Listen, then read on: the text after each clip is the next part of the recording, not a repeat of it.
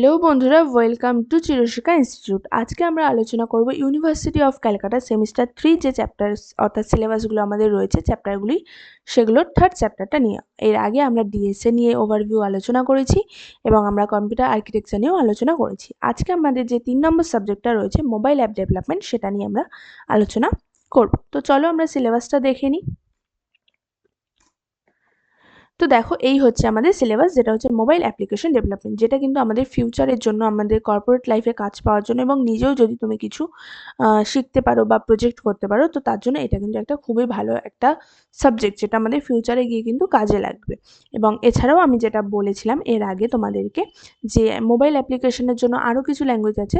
দেখো, আমাদের যে কোডিং লাইফস্টাইল হয়ে থাকে, আমাদের যে কাজ হয়ে থাকে, আমাদের দুটো টাইপসের হয়ে থাকে। এক হচ্ছে ওয়েবসাইট, মানে কোডিং এর দিকে একটা হয় হচ্ছে ওয়েবসাইট তৈরি করতে হচ্ছে, আরেকটা হচ্ছে তোমাকে অ্যাপ ডেভেলপমেন্ট করতে হচ্ছে, অর্থাৎ তুমি অ্যাপ ডেভেলপার।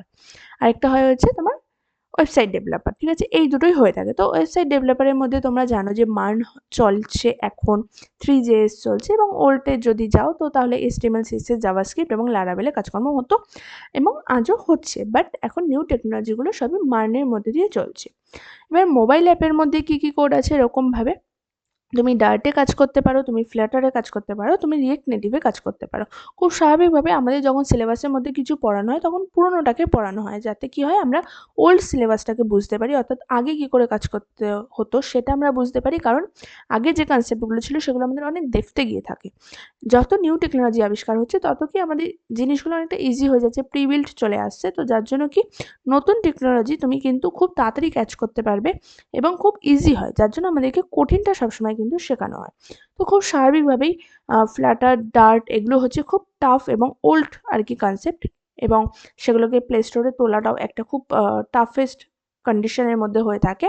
বাট আগে এই দিয়েই কাজকর্ম হতো। এখন কি দিয়ে কাজ হয়, এখন সবই কিন্তু রিয়াক্ট নেটিভে কাজ করে, যেটা কিন্তু রিয়াক্টেরই একটা জাভাস্ক্রিপ্টেরই ফ্রেমওয়ার্ক, মানে রিয়াক্টের আরেকটা পার্ট।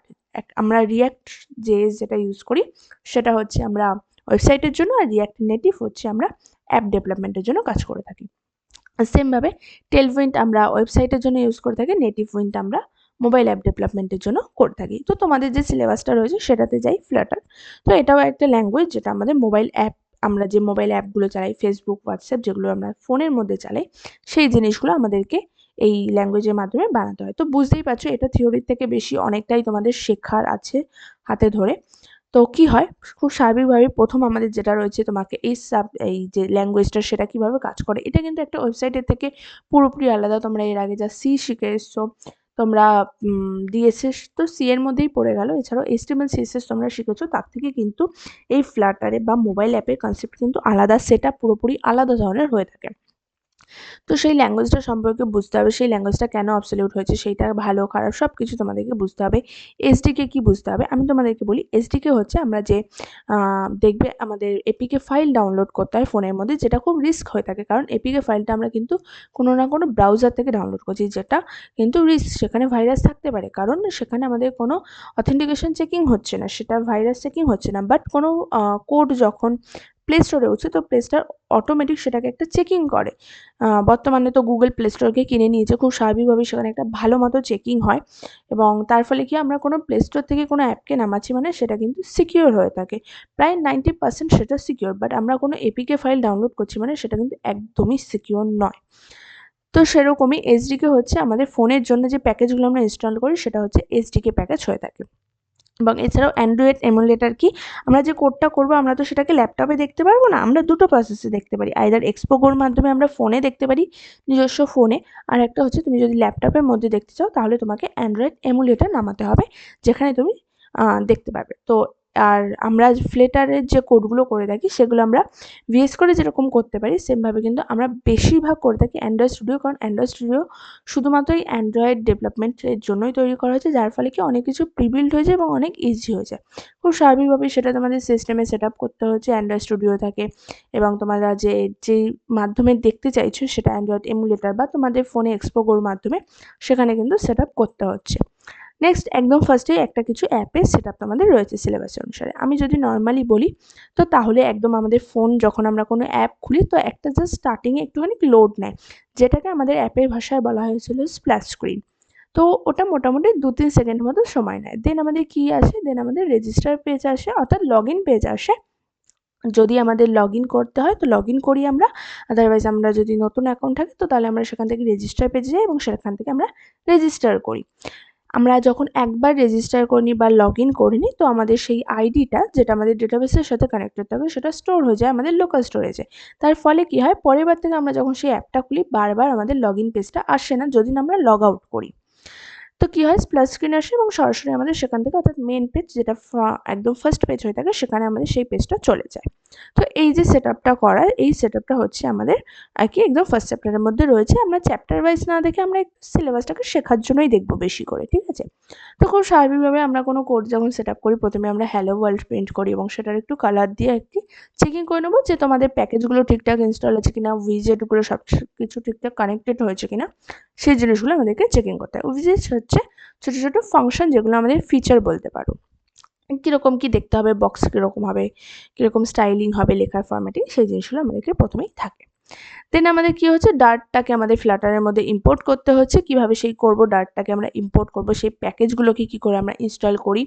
দেন হচ্ছে আমাদের ইয়ের মধ্যে, অ্যাপের মধ্যে কনসেপ্ট হয়ে থাকে অ্যাসাইনক্রোনাসের কনসেপ্ট হয়ে থাকে, অর্থাৎ কিভাবে আমরা বলতে পারো কোডগুলোকে লিখে আমরা একটা ইউআই তৈরি করব প্রথমে, ঠিক আছে? একদম প্রথমে আমাদের তো 2-3টে পেজ ইউআই মোটামুটি তৈরি করলেই তোমরা ধরে ফেলবে যে কিভাবে কি তৈরি হচ্ছে। আর এই জায়গাটা শেখার জন্য কিন্তু আগে খুব ভালো করে তোমাদেরকে সিএসএসটা বুঝতে হবে, কারণ সিএসএস হচ্ছে আমাদের একদম কোর। তারপর কিন্তু আমরা সেখান থেকে টেলউইন্ড, নেটিভউইন্ড, বুটস্ট্র্যাপ যাই হোক না কেন আমরা কিন্তু শিখতে পারি। তো সিএসএসটা কিন্তু তোমাদেরকে তার জন্য খুব ভালো করে শিখতে হবে। ওকে, নেক্সট আমাদের হচ্ছে যেটা এখানে রয়েছে যে টেমপ্লেট। আমাদের বিভিন্ন ধরনের, যেরকম আমাদের ওয়েবসাইটে বিভিন্ন টেমপ্লেট প্রি-বিল্ড হয়ে থাকে সেগুলোকে আমরা কানেক্ট করতে পারি, সেমভাবে আমাদের অ্যাপের মধ্যেও আমাদের বিভিন্ন ধরনের টেমপ্লেট হয়ে থাকে। বেশিরভাগ কেসে এটা পেইড হয়ে থাকে এবং বুঝতেই পারছো অ্যাপ মানে এটা একটু হাই ডিমান্ডিং পেড হয়ে থাকে। তো আমরা ইউজ করব যেটা, আমরা ফ্রি কস্টের মধ্যে দিয়ে যাব। তো আমরা আমাদের নিজস্ব একটা টেমপ্লেট বানিয়ে নেব, আমরা তাহলে ইউআইটাও শিখে নেব, আমরা বিভিন্ন উইজেট বানিয়ে নেব যাতে সেগুলো আমরা সেই ফিচারগুলোকে অ্যাড করতে পারি। তো বিভিন্ন টাইপস অফ আমাদের উইজেট আর কি দেখতে লাগে, তোমরা তোমাদের ফোন দেখতে পাবে, বিশেষ করে 5G ফোনে দেখবে উইজেটটা তোমরা খুব দেখতে পাবে।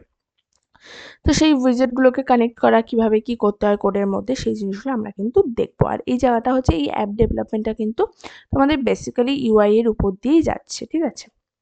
কারণ এটার পরে তো আমাদের যেটা করতে হয় যে ডেটাবেস কানেক্ট করা এবং ব্যাকএন্ড কানেক্টর, এবং ব্যাকএন্ড কিন্তু নোট বা এক্সপ্রেসের মধ্যেই থাকে, ঠিক আছে?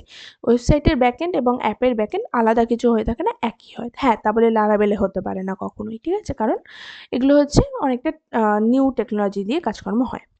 নেক্সট আমাদের হচ্ছে বিভিন্ন ধরনের, বলতে পারো অনেক ধরনের উইজেট আমাদের, যেরকম আমরা ওয়েবসাইটে একটা ফর্ম বানানো শিখি, আমরা বিভিন্ন ফর্মের পরে টেবিল শিখি, আমরা বিভিন্ন ইউআই শিখে থাকি, যেরকম আমরা ওয়েবসাইটে সেম সেই জিনিসগুলো আমাদের বিভিন্ন টাইপস অফ যে ফিল্ডগুলো হয়ে থাকে, টেক্সট ফিল্ড, ফাইল আপলোড করার ফিল্ড, আমাদের চেক বক্স হয়, রেডিও বক্স হয়, তো সেম সেই জিনিসগুলো কিন্তু আমরা ফোনের মধ্যেও সেমভাবে শিখবো।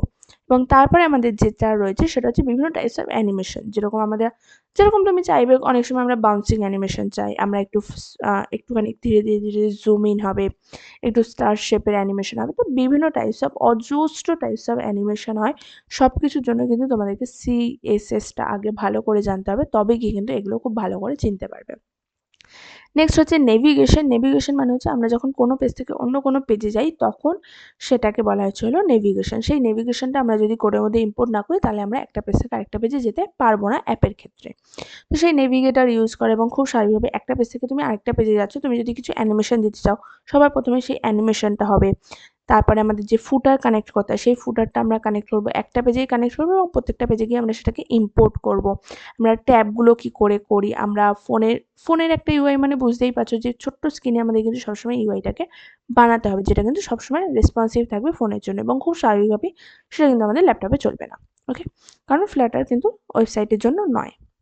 এবং আমরা কিভাবে স্ক্রলিং করি, তোমরা সিএসএস এর গ্রিড পড়েছো, সেই গ্রিডগুলো এখানে শিখবো। বিভিন্ন টাইপস অফ, যেরকম আমরা আনঅর্ডার্ড লিস্ট, অর্ডার্ড লিস্ট পড়েছি, স্ট্যাক শিখেছি, সিএসএস এর মধ্যে সবগুলোই কিন্তু এখানে আবার শিখবো অ্যাপের জন্য, অর্থাৎ ফ্ল্যাটারে শিখবো। লেআউট আমরা শিখি সিএসএস এর, সেই সেম লেআউট কিন্তু আমরা ফোনের জন্য ফোনের মাধ্যমে অর্থাৎ ফ্ল্যাটারের মাধ্যমে শিখবো। দেন তোমাদের সিলেবাসে রয়েছে গেস্টার ডিটেক্টর, অর্থাৎ তুমি কিভাবে কি মুভ করতে চাইছো, এটা মানে এই নয় যে গেসটা কিন্তু আমরা পাইথনে করতে পারি, ঠিক আছে? তো এই ডিটেক্টর নয়, এটা যে তুমি হাত দিচ্ছ কোথায় কি যাচ্ছে, অনেক সময় আমাদের মনে হয় যে ট্যাপ হয়নি, বাট বেসিক্যালি ট্যাপ একটুখানি সেন্সে ট্যাপ হয়ে গেছে ফোনের মধ্যে, তো যার কারণে কিন্তু ফোনটা অন্য পেজে চলে যায়। তারপরে আমাদের দেখবে অনেক সময় রবারওয়ালা যে পেন্সিলগুলো হয় সেগুলোর টাচেও কিন্তু এক স্ক্রিন থেকে আরেক স্ক্রিনে চলে যায়। তো সেই যে গেস্টারগুলো চেঞ্জেস সেই জিনিসগুলোকে আমাদের চেকিং করা। কিছু যাতে ক্রুশিয়াল জিনিসপত্র সামনে না চলে আসে সেই জিনিসগুলোকে আমাদের খেয়াল রাখতে হয়। এবং ড্র্যাগেবল হচ্ছে কিছু জিনিস তুমি হয়তো কোনো ইমেজকে ড্র্যাগ করে জাস্ট ড্রপ করতে চাইছো, তো সেই জিনিসগুলো কিভাবে কি করবো সেই জিনিসগুলো আমরা কিন্তু এখানে শিখি। নেক্সট হচ্ছে একটা অ্যাপ শেখার পরে একটুখানি তোমাদের দেখানো হয়েছে যে ব্যাকএন্ড কী করে হয়েছে। হ্যাঁ, পুরোপুরি ডেটাবেসের সাথে কানেক্টেড তোমাদের সিলেবাসে নেই, এতটা হাই নেই, বাট যদি সময় হয় আমি তোমাদেরকে শেখানোর চেষ্টা করব। তো ডেটাবেস একটুখানি দেখবো, সেই ডেটাবেসে ক্লাস কী করা হয়, কীভাবে কি কানেক্টেড হয়, সেটা অ্যাডমিন প্যানেলে কী করে দেখবো, অর্থাৎ ডেটাকে রিট্রাইভ করা, রিড করা, এডিট করা, জেসন ফরম্যাট এবং অ্যারে ফরম্যাট, এই দুটো ফরম্যাটে হয়ে থাকে। ব্যাকএন্ড থেকে এআই থেকে রেসপন্স আসে, তো সেই জিনিসটা আমরা দেখা। এবং তারপরে সেই হোম পেজে সেই ডেটাটাকে পাঠানো, কিভাবে সেই ডেটাটা আমরা কাস্টমাইজেশন করতে পারি, সব কিছু আমরা এখানে কিন্তু শেখার চেষ্টা করব। পুরোটাই আমাদের সময়ের উপর ডিপেন্ড করবে। নেক্সট হচ্ছে আমাদের যেটা রয়েছে সেটা হলো আমাদের গুগলের মাধ্যমে ফায়ারবেস হয়ে থাকে, সেই ফায়ারবেসের সাথে কানেক্টেড করা, অর্থাৎ যেখান থেকে আমাদের ওটিপি ঢুকবে। ফোনের মধ্যে কিন্তু এসএমটিপি আসে না, এসএমটিপি কিন্তু আমাদের সার্ভারে ব্লক করে দেয় প্লে স্টোরে, ঠিক আছে? তো আমাদেরকে জোহো হয়ে থাকে, রিসেন্ট হয়ে থাকে, এরকম বিভিন্ন টাইপস অফ মেল প্রোভাইডার হয়ে থাকে, যাদের থেকে কিন্তু আমাদেরকে মেলটা নিতে হবে। এবং সেরকমই আরেকটা হচ্ছে ফায়ারবেস। তো সেই ফায়ারবেস কানেক্ট করা একটু টাফের, সেখানে আইডি ক্রিয়েট করতে হয়, অ্যাপ নেম দিয়ে জেনারেট করতে হয় সব কিছু। সেই জিনিসগুলো কিন্তু আমাদের এখানে ইম্পোর্ট করে এবং ফায়ারবেসটাকে মোটামুটি একটু ভালো করে শেখা, সেখান থেকে কোনো প্যাকেজ ইউজ করা, কোনো থার্ড পার্টি এপিআই কী করে আমরা ইউজ করব, সেই জিনিসগুলোকে নেওয়া, সেগুলোকে কী করে আমরা ইমপ্লিমেন্টেশন করব আমাদের কোডের মধ্যে থার্ড পার্টি এপিআইকে, সেই জিনিসগুলো কিন্তু আমাদেরকে এখানে ওভারঅল পড়তে হয়। বাট দেখে মনে হচ্ছে খুব ছোটো, বাট অ্যাকচুয়ালিতে কিন্তু এই লাস্ট পার্টটাই খুব বড়, এবং যতটা ভালো করে তুমি শিখতে পারবে, যতটা ভালো করে বুঝবে, সেটা কিন্তু তোমার ফিউচারের জন্য খুব কাজে দেবে।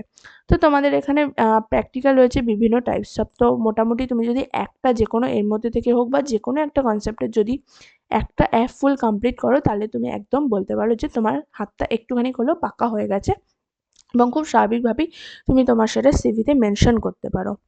এবং প্লে স্টোরে আপ করতে গেলে পেড ভার্সন হয়ে থাকে আমাদের $25 হয়ে থাকে। আর আমাদের প্লে স্টোরে আপ করার জন্য যেরকম আমরা রিঅ্যাক্টে বা টেলভিন্টের ডিস্ট ফাইল আপ করি, সেরকম কিন্তু আমাদের ফোনের জন্য দুটো ফাইল আমরা তৈরি করতে পারি, হয় এপিকে এবং এএবি ফাইল। এএবি ফাইল হচ্ছে আমরা প্লে স্টোরে আপ করার জন্য হয়ে থাকে। আমি তোমাদেরকে দেখাবো আমার ক্লাসের মধ্যে কী করে আমরা প্লে স্টোরের মধ্যে আপ করি, এবং প্লে স্টোরে আপ করার পর 14 দিন টাইম নেয়, সেটাকে বিভিন্ন টেস্টার আমাদেরকে অ্যাড করতে হয়, 20টা মতো টেস্টার আমাদেরকে অ্যাড করতে হয়। এবং প্লে স্টোর চেকিং করে যে সেই অ্যাপটা কতজন দেখছে, কতজন রেগুলারলি ওপেন করছে। তো সেই টেস্টারদের, অর্থাৎ যে 20টা মেল সেখানে অ্যাক্টিভেট করা থাকবে, তাদেরকে রোজ এই অ্যাপটা খুলতে হবে, মোটামুটি ঘাঁটতে হবে 5-10 মিনিট করে। তো তবে গিয়ে সেই প্লে স্টোরটা বুঝতে পারবে যে হ্যাঁ, এই অ্যাপটা ঠিকঠাক আছে, এই অ্যাপের ইউজার আছে, তবে গিয়ে কিন্তু সে সেটাকে লাইভ করে। প্রথমেই তুমি প্লে স্টোরে অ্যাপটাকে তুলে সেটাকে দেখতে পারবে না, 14 থেকে 20 দিন মতো মোটামুটি টাইম নেয়। দেন তারপর তোমার সেটা লাইভ হয়ে যায়, সবাই সেটা দেখতে পায়। তো সেটা হয়ে থাকে পুরোটাই এএবি ফাইলের জন্য, এবং অজস্র প্লে স্টোরে তোমাদের গাইডলাইন্স রয়েছে, সেই গাইডলাইন্সগুলো কিন্তু continue year by year update হতে থাকে। সেই গুলোকে ফলো করে তোমাকে অ্যাপটাকে আপলোড করতে হবে। একটুখানি ভুল করলেই কিন্তু রিজেক্ট করে দেবে, আর একবার রিজেক্ট করলে কিন্তু তোমার ওই প্লে কনসোলটা মোটামুটি বাতিল হয়ে যায়। কারণ সেখান থেকে সেই প্লে কনসোলটা বেসিক্যালি তোমার একটা রিস্ক জোনের মধ্যে চলে গেছে, যার জন্য তুমি আবার যখন কিছু আপ করবে, তো সেটা একটা রিস্ক জোনের মধ্যেই থাকবে, হতে পারে যে সেটা রিজেক্ট হয়ে যাবে। তো সেরকমই আমরা এপিকে ফাইল তৈরি করতে পারি, যেটা আমরা প্লে স্টোরে আপ করি না, যেটা আমরা যদি কাউকে শেয়ার করতে চাই, বা আমরা যদি গুগলে পাবলিক করতে চাই, অর্থাৎ ব্রাউজারে পাবলিক করতে চাই, সেটার জন্য আমাদের এপিকে ফাইল দেখবে। যে কোনো আমরা ধরো দেখবে, তোমরা বলতে পারো যে নেটফ্লিক্স বা হইচইয়ের মুভি কিন্তু তোমরা অনেকটা সাইট করে দেখতে পাও, এবং এছাড়াও আমরা বিভিন্ন টাইপস অফ গেম খেলে থাকি, যেগুলো কিন্তু অনেক একদম unlimited star, unlimited coin, unlimited money দিয়ে আমরা পেয়ে থাকি, এবং সেগুলো কিন্তু আমরা এপিকে মোড থেকে ডাউনলোড করি, যেটা আমরা কিন্তু গুগলের মাধ্যমে ডাউনলোড করি, যেটা আমরা প্লে স্টোর থেকে কিছুতেই নামাতে পারবো না, কারণ প্লে স্টোরটা হচ্ছে আমাদের অথেন্টিকেটটাকে চেকিং করে। আর এপিকে ফাইল থেকে নামাচ্ছ মানে সেখানে তুমি যা ইচ্ছে তাই করতে পারছো, যে কোনো ইল্লিগাল কাজ তুমি করতে পারছো, এবং খুব স্বাভাবিকভাবে সেটা কিন্তু তোমার ফোনের জন্য এবং আজকালকার দিনে তোমার ব্যাঙ্ক ডিটেলসের জন্য কিন্তু খুবই একটা রিস্ক জোন। তাই বলা হয় সেই এপিকে ফাইল কোনোভাবেই তুমি যেন ডাউনলোড না করো। তো এই ছিল আমাদের একটা ওভারঅল সিলেবাস, যেটা খুব ভালো করে তোমরা যদি শেখো তোমাদের ফিউচারে খুব কাজে লাগবে, এবং এটা কিন্তু প্রপার বলতে গেলে 6 মাস থেকে 8 মাস মতো টাইম দিলে তুমি একটা মোটামুটি অ্যাপ খুব ভালো করে শিখতে পারবে, সেটার কনসেপ্ট ভালো করে কিন্তু তুমি বুঝতে পারবে। তো এই ছিল আমাদের মোবাইল অ্যাপ ডেভেলপমেন্টের সিলেবাসের ওভারভিউ। তো চলো, ভিডিওটা ভালো লাগলে লাইক, শেয়ার অ্যান্ড সাবস্ক্রাইব করে দিও। বাই।